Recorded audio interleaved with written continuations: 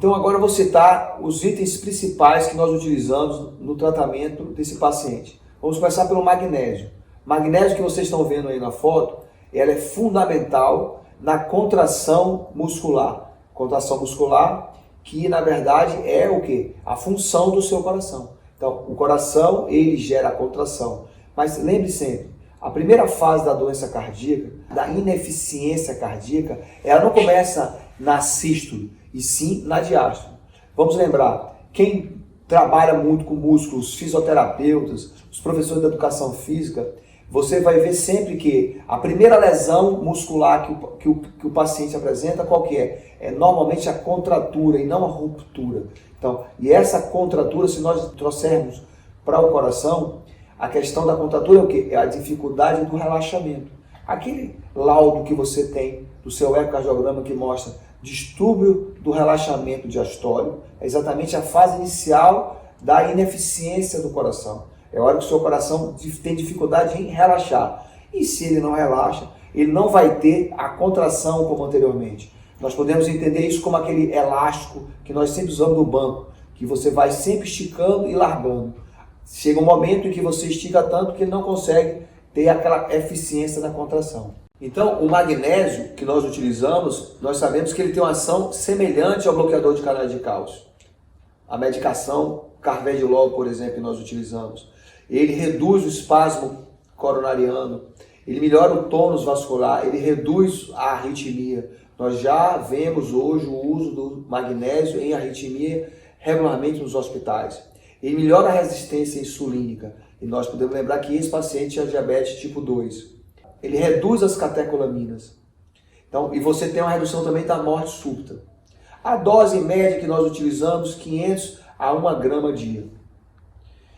O outro item muito importante que nós utilizamos, elemento químico, foi a coenzima Q10. Coenzima Q10 que, se vocês estão, como vocês estão vendo aí na foto, ela está na respiração celular, muito importante na geração da energia, geração do ATP. A coenzima Q10 que é comumente utilizado por vocês, mulheres, quando compram creme. Vocês compram um creme para melhorar a pele. O creme, a base dela é o quê? É a coenzima Q10. Por quê? Porque a coenzima Q10, como ela melhora bastante a sua mitocôndria, ela vai fortalecer qualquer tipo de célula. Então, ela fortaleceu a minha do coração, como fortalece a pele. Então, a comparação é importante para nós entendermos que o corpo está num conjunto. Então, se você usa algo para que melhore sua pele, esse elemento químico também melhora seu coração.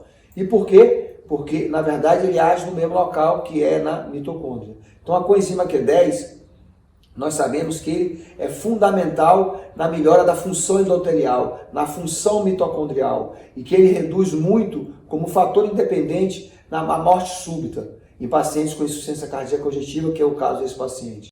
O outro elemento químico que nós utilizamos foi muito conhecido, a carnitina, L-carnitina. L-carnitina, ela faz o quê? Qual é a função dela? Ela traz de fora da célula o seu ácido graxo para dentro da mitocôndria. E aí ela vai ser o quê? Quebrada para gerar energia. Mas sem a carnitina você não consegue isso. Então lembra que você sempre usou a carnitina como um termogênico. E ela é um termogênico porque ela gera calor.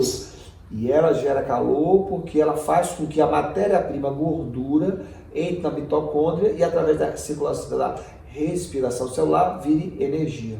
Então nós sabemos que a carnitina é fundamental na beta-oxidação. E o coração, como nós falamos anteriormente, usa a gordura como 60% da sua fonte energética. Então você tem uma redução de ácido lático, você tem uma desintoxicação da amônia, você melhora os radicais livres, você melhora os níveis de adiponectina. Então a L-carnitina usada numa dose até 3 gramas dia, você tem N ações, várias ações positivas a nível de geração de energia. Então o próximo elemento químico que nós utilizamos foi um açúcar. Esse açúcar se chama derribose. Derribose que é muito importante porque ela entra no ciclo da pentose e ela é fundamental na restauração do seu DNA, do seu RNA, dos seus nucleotídeos e também como substrato energético para sua fosforilação oxidativa gerar energia. Por conseguinte, você melhora bastante o quê? Você pode usar na cardiomiopatia, na insuficiência cardíaca sistólica, na insuficiência cardíaca diastólica, melhora a fração de ejeção, no pós-infarto do miocárdio. Então você tem uma melhora grande, pois você dá uma fonte de energética para que sua miofibrila consiga ter uma contração mais eficiente. O próximo elemento químico que nós utilizamos foi a taurina. Taurina, que é o aminoácido que possui enxofre, com a maior quantidade intracelular que você tem. Quando você usa o energético, ou se você já observa uma lata de energético, você vai ver que a taurina está presente. E você imagina o quê? Que a taurina seja como a cafeína ou excitante. É o oposto. A taurina entra como equilibrador, para reduzir a excitação que você tem com a cafeína. Então a taurina é fundamental no metabolismo do cálcio, sódio, cálcio, na questão da membrana celular. Tá? Então você tem um controle na entrada de sódio e cálcio de maneira significativa. Isso é a taurina que faz. Então ela controla a excitação. Então se ela controla a excitação, ela é fundamental em quê? Nas arritmias, na insuficiência cardíaca diastólica, ela é anti-inflamatória. A vitamina D, ela é um grande modulador imunológico, né? Um anti-inflamatório potente. E nós sabemos que as artérias têm 3 insultos estressores mais importantes, que são o estresse oxidativo, a inflamação e a resposta imunológica. Então esses 3 itens têm que estar bastante equilibrados para que você tenha uma vasodilatação. E a vitamina D é fundamental como um inibidor da produção de citocina inflamatória e modulador da resposta humoral. A tiamina, como todas as vitaminas do complexo B, que quando você era jovem, sua mãe lhe deu como levedura de cerveja. Então é comum as pessoas na minha faixa etária terem usado levedura de cerveja com o objetivo de quê? De tratar furúnculo. E por quê? Porque o complexo B, especificamente a gente está falando agora da tiamina, ela age na respiração celular como cofator enzimático do piruvato desidrogenase, juntamente com ácido lipoico. Portanto, na respiração celular. Tá? Então, a tiamina, como todos os elementos do complexo B, são fundamentais como cofatores na respiração celular.